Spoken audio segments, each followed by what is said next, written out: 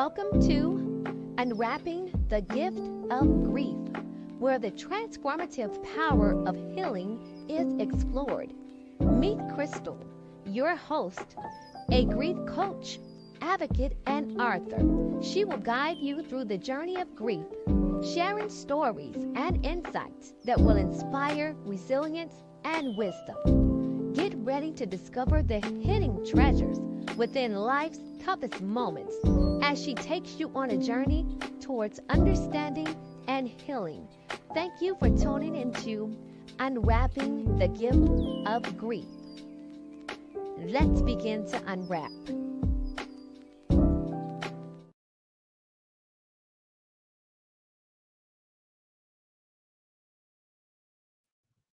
Hey everybody, hey everybody. Thank you for tuning in to this special episode of Unwrapping the Gift of Grief. Tonight we're going to be talking about a feast of feelings. I know it's the holidays, and a lot of us that's grieving, we're wrestling with a lot of emotions right now. So tonight, I'm gonna bring my guest on in a minute, Jason Madison. You all know him. He come on with me often. We're gonna just tackle a few things today and see if we can give you all a little insight on how to navigate during this holiday season. So up now is Jason. Hey Jay, Hey, good evening, good evening, good evening. How are you? all is well. All is well. How are you? All is well this way. Thank God. Thank God. All right now. All right now. So before we begin this particular show, and this is something I hardly ever do, I want Jason to pray us in tonight. Jason, would you mind? Oh, I don't mind at all. God, we thank you so Thank much you. for your love, your grace, and your mercy. We thank you, God, because you are faithful to us. You've been a person, a spirit, a guide in our lives, God, and you've never let us down. So we ask you now, God, to just direct this conversation, put your words in our mouths, God. Let our hearts be connected to you so that we can do what you ask and demand for us to do. It is in Jesus' name we pray. Amen. Amen. Amen. Thank you, Jay. Thank you, Jay. Can you tell the people a little bit about yourself tonight? For those of that are tuning Uh, in that never saw you or heard you. Go ahead. I am. Uh, I am I have 35. I think I've been 35 years in ministry now. I started when I was 15, 16 years old. So I guess a bit almost 5 years, I guess you could say. I've retired military. I'm an actor. I'm a model. I love social media. Those that um, probably see me on social media, it is I have some eventful social media posts. I post. I love challenging people to do what they need to do and to expand their thoughts. I'm what they call an agitator. I'm reminded. I was called that when I was in the military. A lady that I was helping out, she said, "You're an agitator," and I didn't know what it meant. And then she said, "No, it's that part of the washer machine that agitates the clothes, and it is the agitation of clean. It is the agitation that cleans clothes." So I was able to accept that that's my role, that's where I needed to be. So that's who I am. I don't want to uh, go too deep into what I have going on, but I that's who I am. Okay. All right. That's enough. That's enough. And I appreciate you and I love you. And I thank you for always being here when I Love call. That's so at important. any time. Relationship. Relationship is so important Yes, and showing up for your people. It is so important. right. Um as I Yes. said, this episode is called Feast of Feelings because let's really be honest, y'all. Grief brings about a buffet of emotions. It brings sadness, Hmm. joy, longing, and here's one that we really don't talk about that grief brings. is gratitude. And it is Hmm. all there around this time of year. Like I think for our culture, Right. these are the biggest holidays for us. Thanksgiving Yes. and Yes. This Christmas. season that we're in. Yeah. And New Year's all the way through. Yes, absolutely. And let me tell y'all something. I brought Jason back tonight because Jason has a unique way of navigating life's ups and downs. And so I'm really, really excited about having this conversation with him. Before I pose my first question, I do want to send light and love to anyone that's grieving during this season. Also, anyone that are going through their year of first, because it's that first year that you really don't Mm, know how to navigate.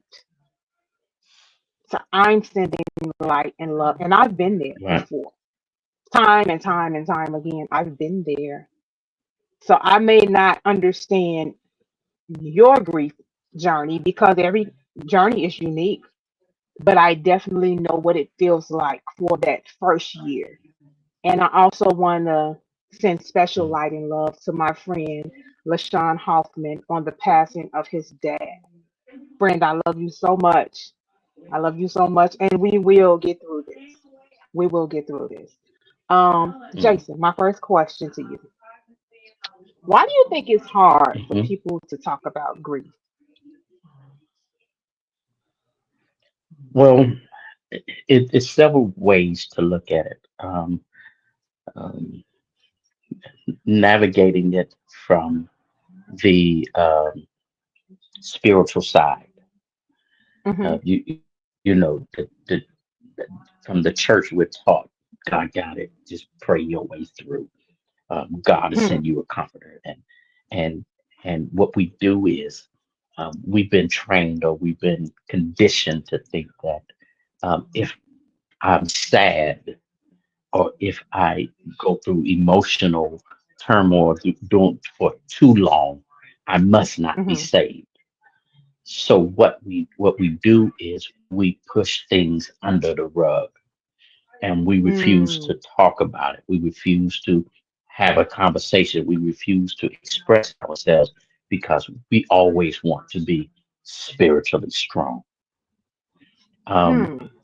another reason why we don't, another reason we don't express ourselves during times of grief is when you are the patriarch of the house and you have to be the strong person.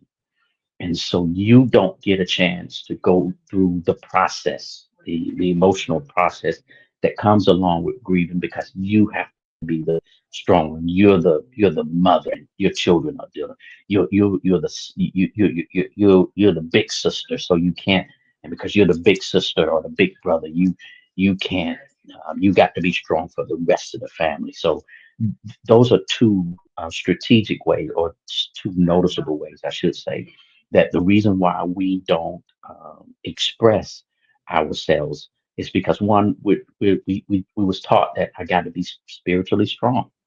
If I Mm-hmm. believe in God, God is not going to put more on me that I can't bear. So I should be able to get through this real easy. The second reason is I'm the patriarch. I'm the strong one, and dealing with that, with those two things, and I think with the conversation would lend itself to this point, and I don't want to go too fast with it. What happens is when we don't express ourselves during the right time, what happens is nighttime comes. And when nighttime comes, that's a different animal because Mm. when you're away from the church and the pastor is not there and the mother and the deacon and the praise and your prayer partner is not there.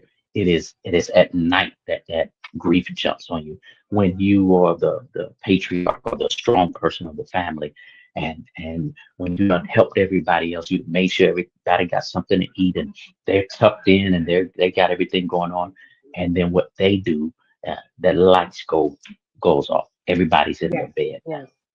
and now Yes. I'm in my I bed alone. definitely. So we're Yeah, we'll go No, through that we one can a little bit more. talk about we no we can talk about that one. We can talk about that one because I truly understand all of that you just said because even dealing with my mother's death and my grandmother's death, I was the one that had to make sure all the business was taken care of, right? So that Hmm. meant Hmm. I had to put my grief on the back burner, Hmm. my emotions on the Hmm. back burner because we had things that need to get done. Hmm. And Hmm. when it was all over, yeah, everybody was like, "Oh, you so strong, you so." I have to be strong. I don't have another choice Hmm. but to be this way right now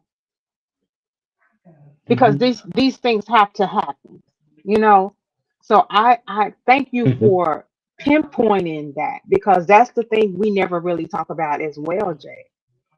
Like, and then people just they look at us and Hmm. they look at us to continue that strong journey. No, I have feelings. Hmm. No, I have emotions. Hmm. My grief is valid too. I matter. Hmm. Hmm. So yeah, Hmm. I like that. I I like that you remember, brought that up. I remember when I was in the military. I remember when I was in the military, and um, I was in charge of Red Cross. That was one of Hmm. my positions. I received all of the Red Cross messages, so I would receive the Red Cross message, and I would send them home.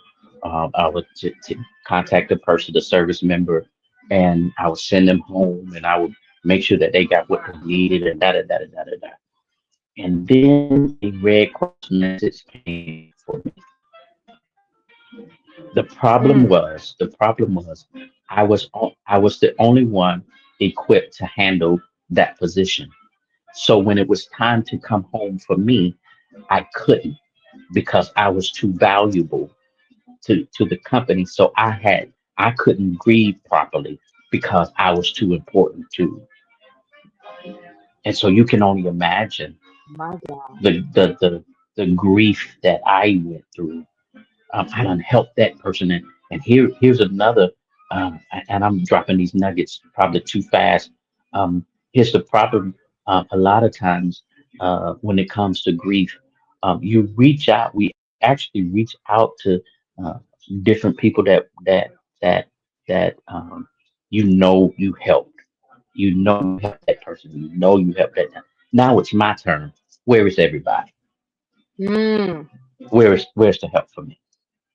mm, hmm.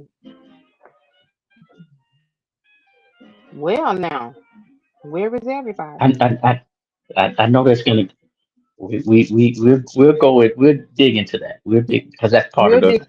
from some people's vantage point. That's where they are. Yes. So let's talk about this. Also, Jay, like your video is lagging a little bit, so you may have to turn your if your Wi-Fi is on, turn the Wi-Fi off and just use the cellular network. I think that might work, but it is lagging. Hey, everybody, Okay, thank you we'll for go with that. tuning in to. Okay. Thank you for tuning in to Unwrapping the Gift of Grief. Tonight we're talking about a fest. I'm sorry, a feast of feelings during the holidays. Thanksgiving is approaching, and I wanted to have this light conversation tonight along with my friend Jason Madison. So again, thank you for tuning in. Um, Jay, let's talk about this. Why do you think during the holidays that grief amplifies? It- If I can minimize that thought, because there are many reasons. You talked about something that first time, that first year of dealing with it. It's because we're used to them being there. Hmm. We're literally used to seeing that person across the table from us.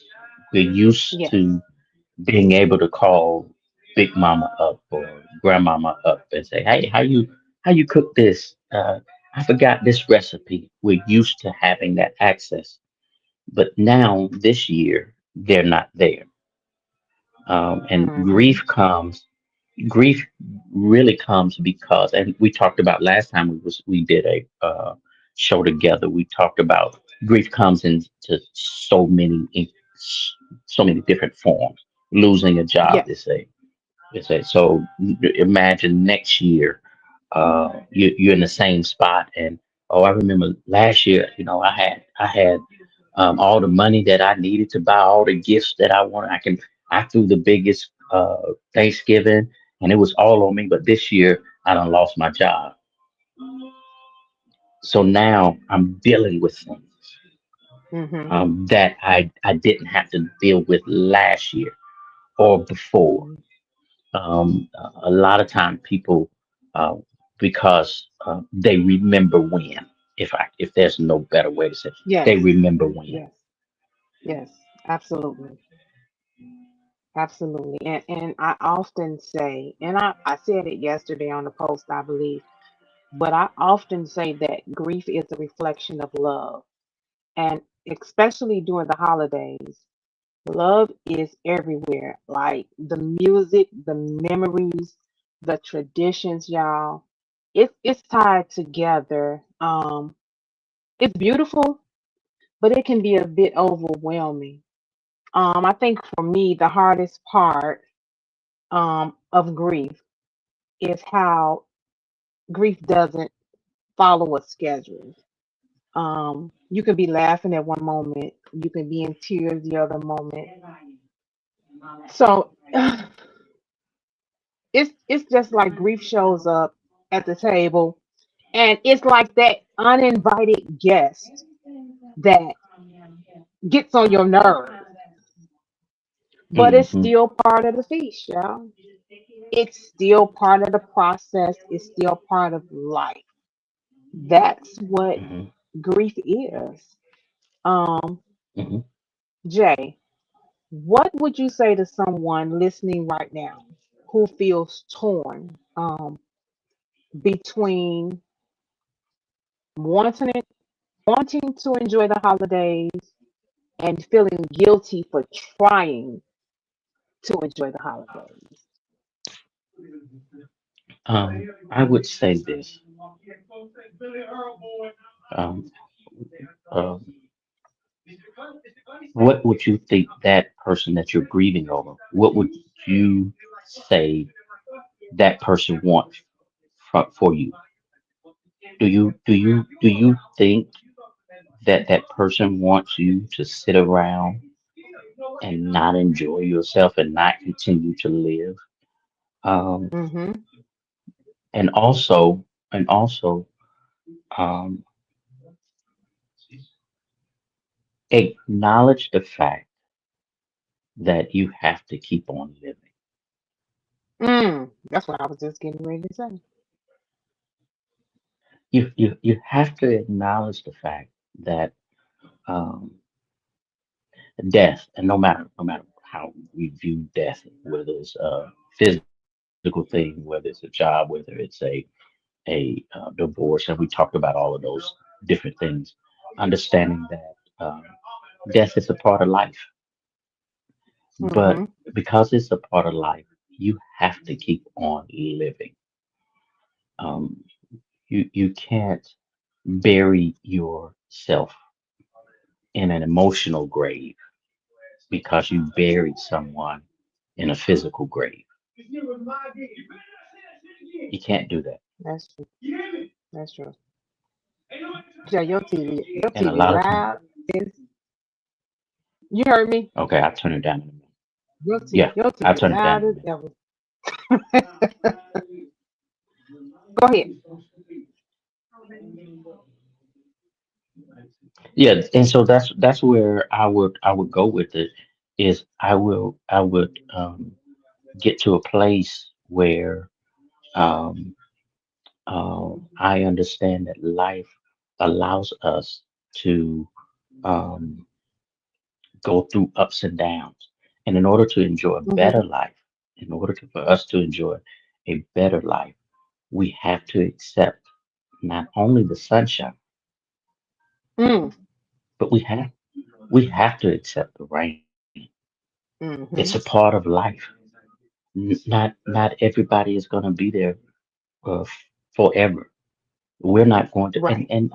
to even go back to where to, to go back to where you were when the question you asked about moving on. What if you were to pass? What do you want? How do you want those people to carry on? Do you want those people Mm-hmm. to be sad all the time and not do anything?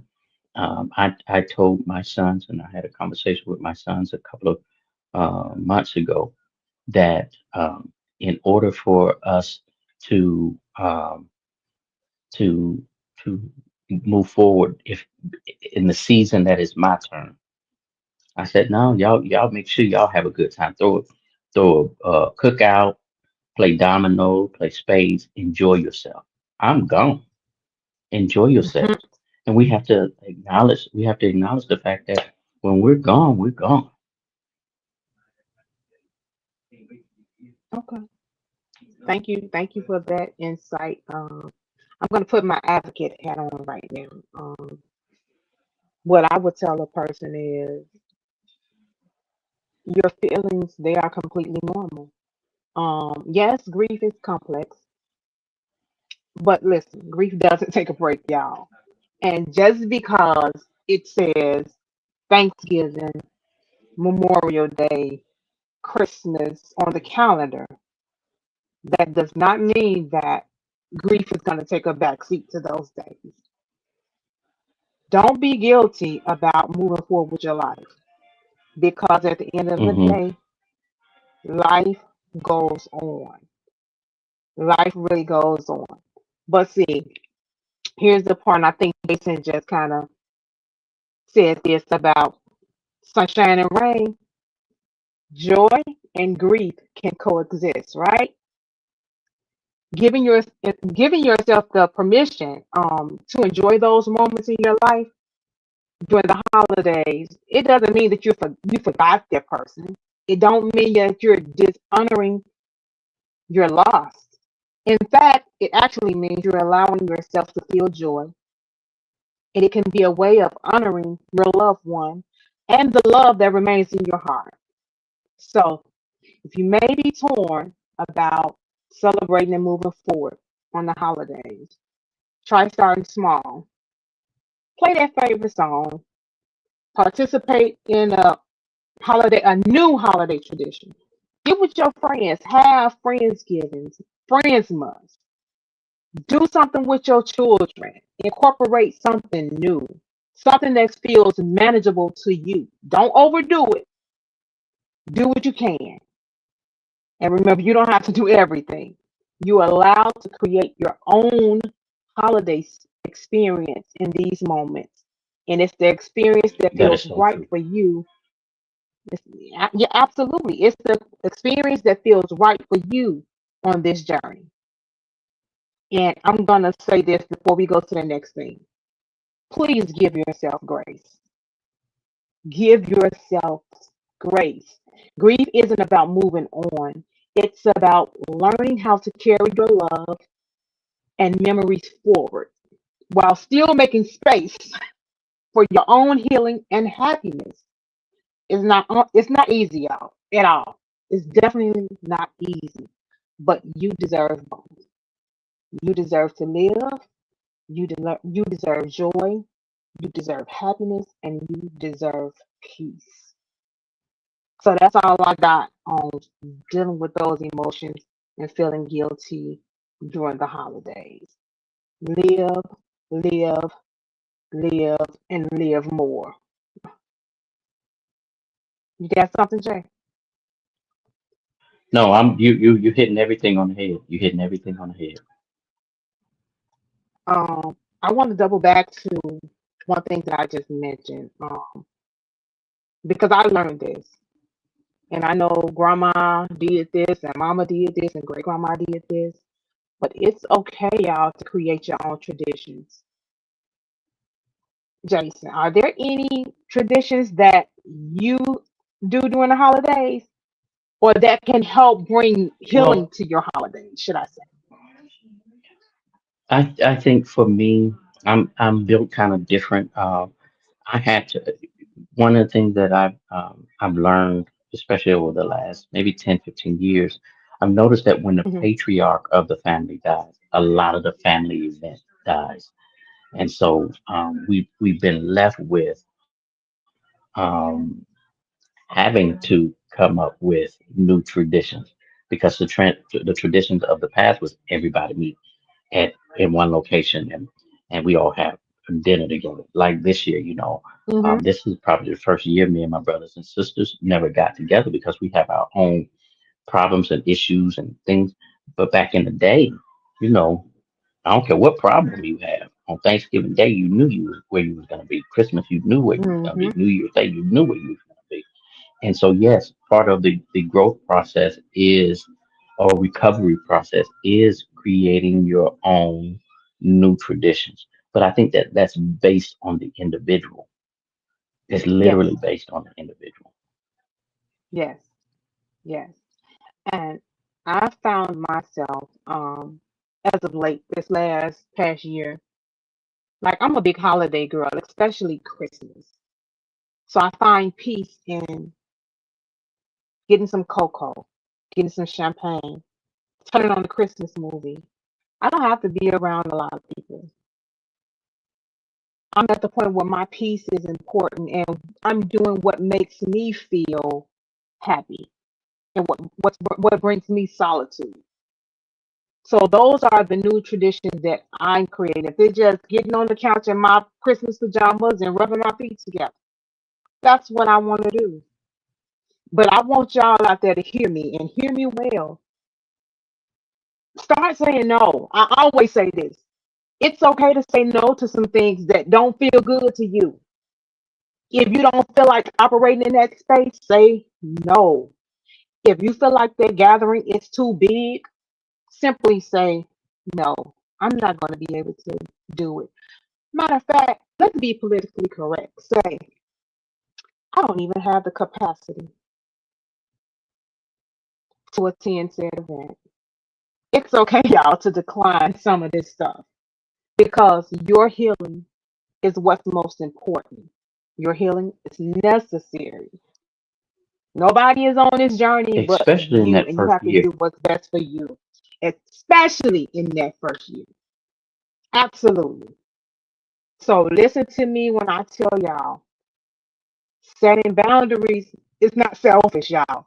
Setting boundaries is self care. If you start setting boundaries, you will watch how things begin to take place. It's going to work itself out because now you have all the space and the time you need to work on you. And you are what's most important. Um, Something else I want to mention too, Jay.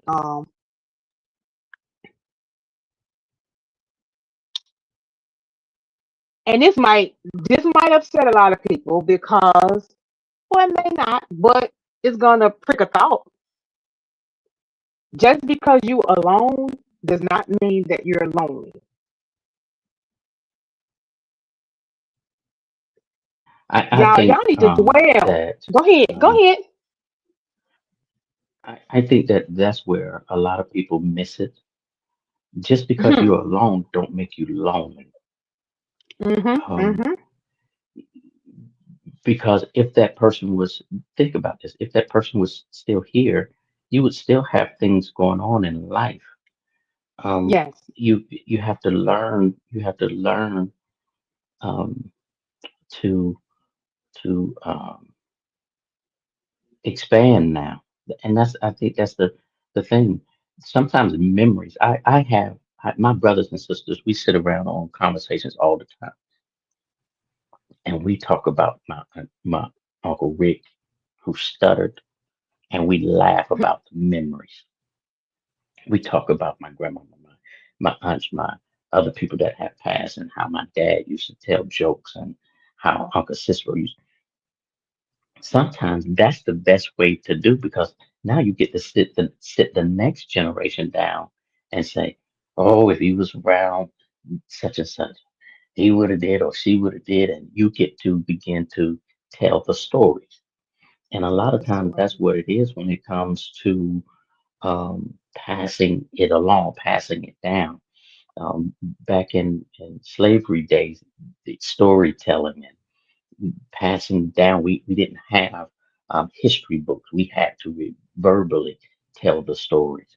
And I think that's what's missing in a lot of our culture is that we don't know how to pass, you know, tell the story back in the day. Like I can tell stories about me sitting at the grill with Uncle Rick with a cigar in his mouth and he's stuttering. I'm halfway trying to understand, but if you ask me, J Man, how do you why your grilling skill is like this? Uncle Rick.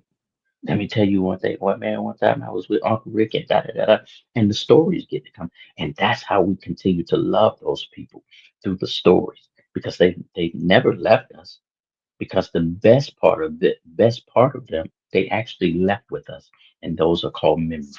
Yes. Yes. Absolutely. Memories. Memories. Memories.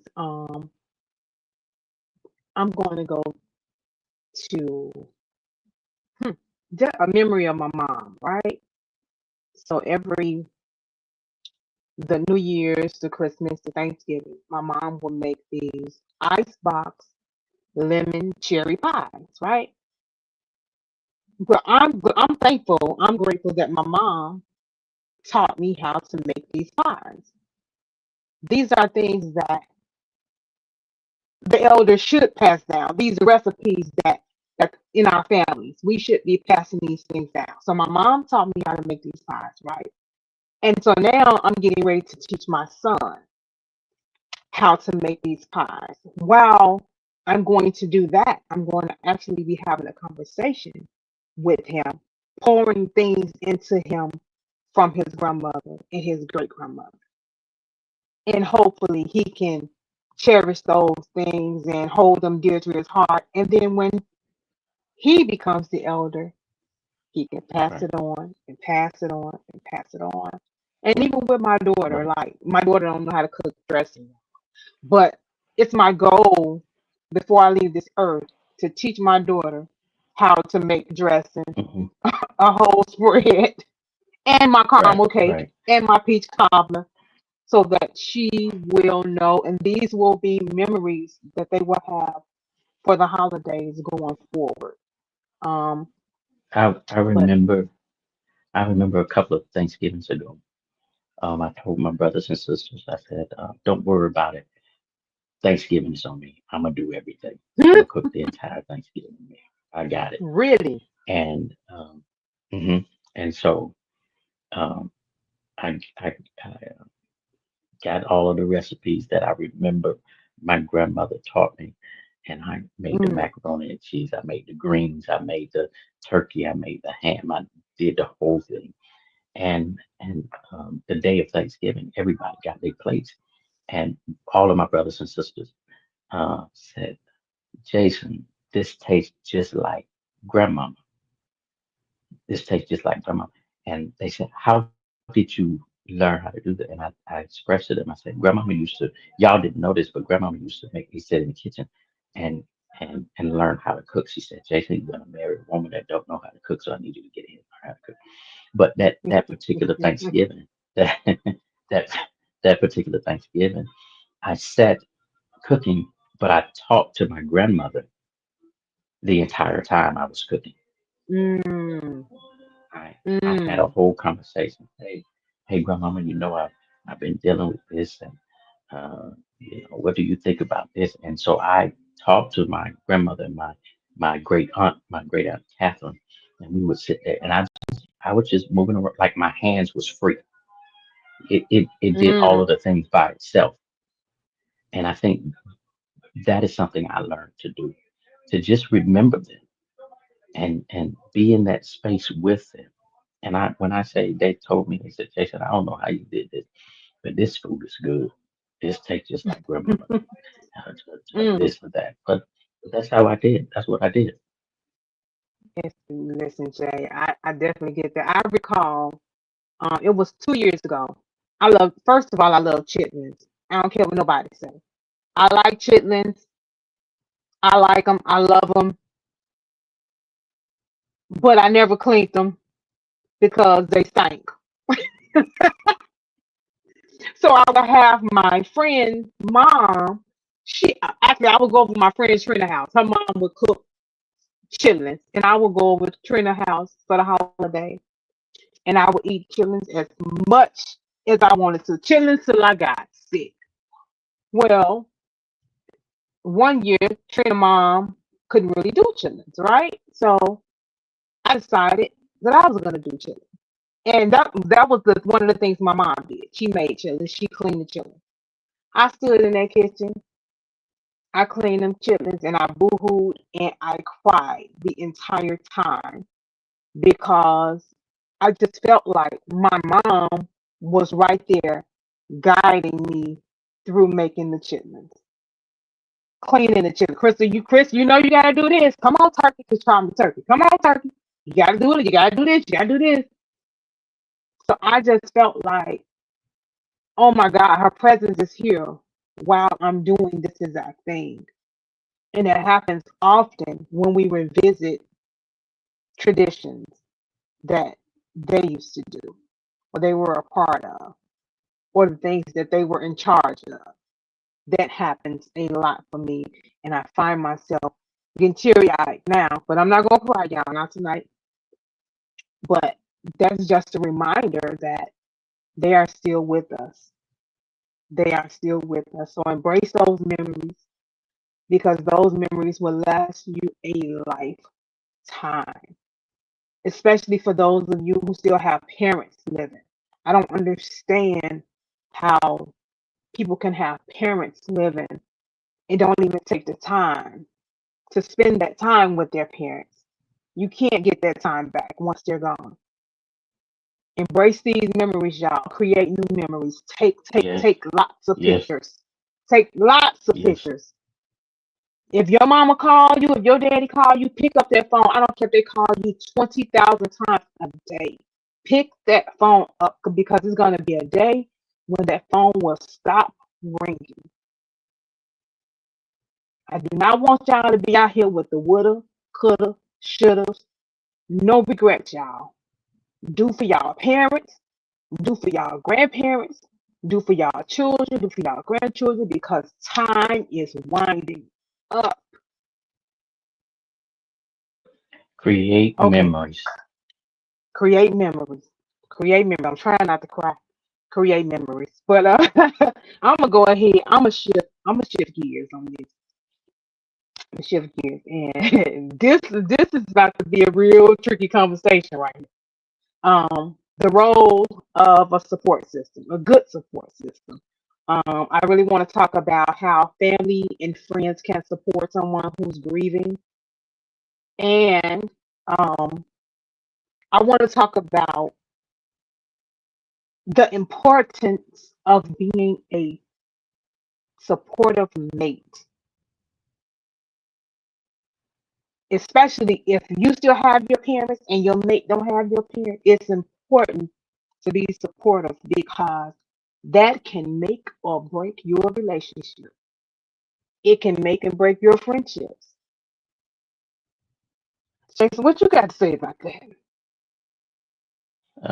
We kind of touched on it earlier concerning that support system because it'll go back to, um, well, I was there because you was a good support system for other people, and you Hmm. know the importance of being the importance of have somebody that is supportive to you or for you during that time of Hmm. need. The problem is that for us strong people, us leaders and things like that, a lot of times we find ourselves without the support system because we're the oh they got it he got it he built for this da da da da da. You know, you can call the role he's strong she's strong and they're gonna be able to handle this and that and the other. But in Hmm. reality, uh, they don't know that we deal with what we deal with. We, Hmm. we we go through That's the true. same things and we have the same emotions. We're human just like everybody else. Yes. Which leads me to the conversation of making sure that you have real people around you. You have to find who is the leech Hmm. so that you can, okay, I understand that that's what they do. I ain't gonna, I'm not, but that one right there, and it's usually the person that you don't have a lot of conversation with. Every now and then they will call and say, "Hey, I'm just checking on you. Didn't want anything. Just check." That's your support system, not That's the your ones support that system. hang out with you all the time, not the ones that sitting there. Oh, we're going out to eat. You want to go out to eat? Hey, we going to the club. You want to go out to? That's really not your support system because push comes to shove, it's the one that you don't hang out with a lot, but you know they praying for you. You know if you call them, no Yes. matter what, they got your back. Yes. So Yes. your Yes. support system has to be identified by who is real, Yes. and not everybody that hang out with you is real.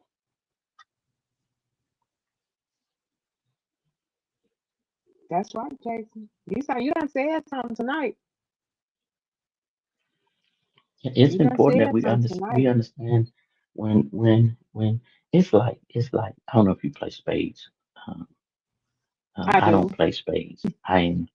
I enjoy a friendly competition in spades. It's a different games are for kids. I don't play games. I'm in competition. Um, I Stop can't it. just have anybody. I just can't have anybody sitting across from me. I got to know Mm-hmm. that they got my back. I got to know that they got my back. I know that they know what to do. Now, Yes. if it's just some people that got together and hey, let's just play and it's friendly and we ain't no, if it's serious, you know they got their partner. I need somebody that and that's kind of what it looks like. I got to know you got my back. Yes. I got to know that when I pick up the phone, you're gonna answer. I need you here. Get in the car. That you know that person, no matter where they are, will get in the car and get to you. Yes. And everybody is not built like that. Everybody's not built like You're right. And Jason, I also understand that some of these attachments that we have to people, they will determine if we win or lose in life. My God, my God, my God. Say that one more time. Say it one more time. That's good. That's real Those good. attachments that you have to people, they will determine if you win or if you lose in life. Those attachments, they will determine if you're going to be empty or if you're going to be full of life. Hmm. Hmm. Those attachments that you have with people will determine if you're going to have peace or hell in life. Hmm. Hmm. At some point, we're going to have to sit down and do an evaluation first of self evaluation first, because you can't tell nobody about themselves until you look in the mirror. Do your self evaluation first and then evaluate your circle. Are you adding or are you taking away from me? Are you helping me or are you harming me? Those are the conversations we need to start having for our support system, because I'm sorry, just because you've been my friend 30 years does not mean that you're supposed to be in my circle on this 31st year. We may have outgrown each other. I may have poured too much into you. Now I'm empty and I can't get a fill up from you. So what value does this friendship have? It's time to start being honest with each other. It's time to start being honest about who we lay down next to. Hmm. Hmm. I'm serious, y'all. Because a lot of times, yeah, when it comes to living life, that's accepting the people that's in our lives. I call it. So now I'm calling. I have this thing now that I call the circle. Hmm. And as a rapper, he said, my circle looks like a period. My circle is so small it looks like a period because only the important people are within that circle. You can't just because a person calls you or hang out with you, you can't say they're in your circle. You can't say that they're your friend. You can't say that they're depend. Find yourself in hard times and see who shows up. Find yourself Mm, in hard times and see who shows up. That way you'll know who's who. And don't get upset. Here's the thing. Don't get upset when the people that you thought would be there aren't. Don't get upset. Don't get upset because the only thing you can say is, I had to accept the fact that they showed me who they are. And what was that saying? When they show you who they are, believe them. believe them. Believe them. Believe them. Um, I that was good. That was good. Um, y'all, as we getting ready to wrap up, my show normally go an hour, but I feel like we've talked so much and we gave so much information and we pulled and pricked each other tonight that I'm pretty much gonna leave it here. Y'all, grief is so messy. Grief is messy, but it's also sacred. Y'all, grief is proof that love exists. And during the holidays, that love may feel a little bit heavier, but it's still a gift, y'all. Continue to try to unwrap it. Remember, healing, it isn't about getting over anything. It's about learning how to carry it in a way that keeps you moving forward in life. Jason, I just want to thank you so much for being here and sharing your heart and your wisdom with me every time I ask. This conversation has been a total gift to me tonight. I thank you so much. I didn't think I was going to get this emotional either, but I thank you. I appreciate you. Jason, any last closing words? Um, I will say this one. Well, I will say this. If you want to do a part two tomorrow, I'm available. I'll do a part two. We can have a second part of this. If you want to. I know it's been one of those emotional things. But I'm here for you anytime. And remember, to cherish your memories. Cherish your memories. They're so important to moving on. Sometimes grief leaves scars, but I have a scar on my left foot where they took a bone out of my foot when I was in the military. They took a bone out. Um, I have so many memories of me hopping around, being on the cane, and um, trying to be in church, trying to shout with a cane, cast on my foot. I have so many different memories. I could think about, oh, but I can't remember the pain. I have a scar on my foot, but one thing when healing happens, you forget the pain. Let Mm, healing happen so you can learn to forget the pain. mm, I like that. Let healing happen so that you can forget the pain. I like that. Thank you so much, Jason. To all of you that's listening tonight or you're watching on Facebook or YouTube, thank you for joining us tonight on Unwrapping the Gift of Grief. I hope this episode reminded you that you are not alone. You are not alone in what you're feeling. If this conversation resonated with you, I encourage you to share it with someone who might need it. And don't forget, you can always connect with me on Facebook, Instagram, YouTube. I am the Countess. I'm Crystal, Countess D Pearl. If you search Countess D Pearl, I'm right here.